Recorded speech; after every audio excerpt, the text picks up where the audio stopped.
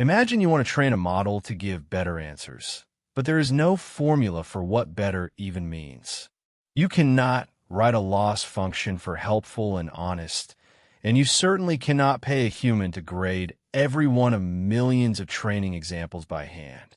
So here is the elegant trick at the heart of modern alignment.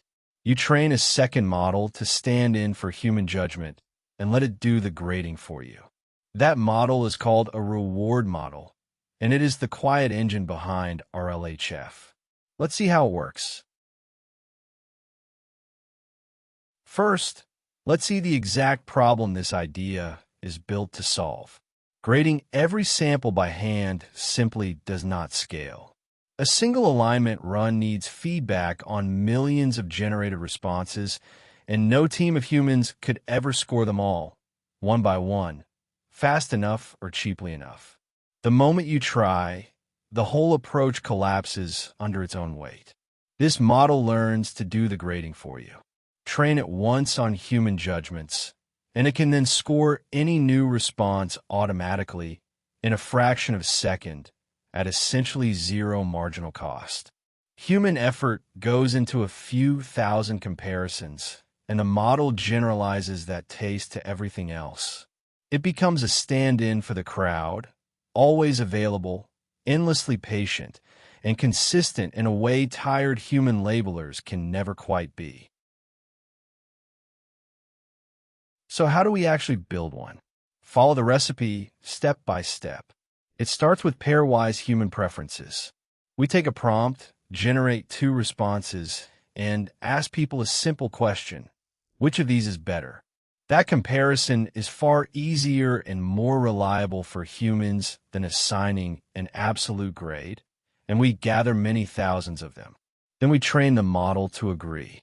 Using those comparisons, we tune it, usually the language model with a scalar output head, so that it assigns a higher score to the preferred response than to the rejected one. The math behind this is the Bradley-Terry model. Once trained, it can score anything. Hand it any new response it has never seen, and it returns a single number estimating how much a human would like it. Suddenly, subjective human taste has become a fast, automatic, numeric signal, and that score becomes the reward.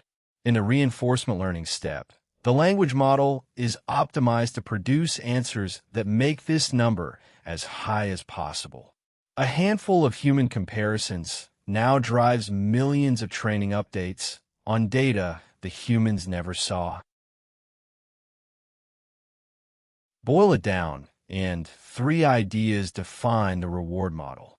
The first is that it predicts human preference as a score. It compresses messy, subjective judgments into a single number that an optimizer can actually chase, which is precisely what the reinforcement learning step needs. The second is scale.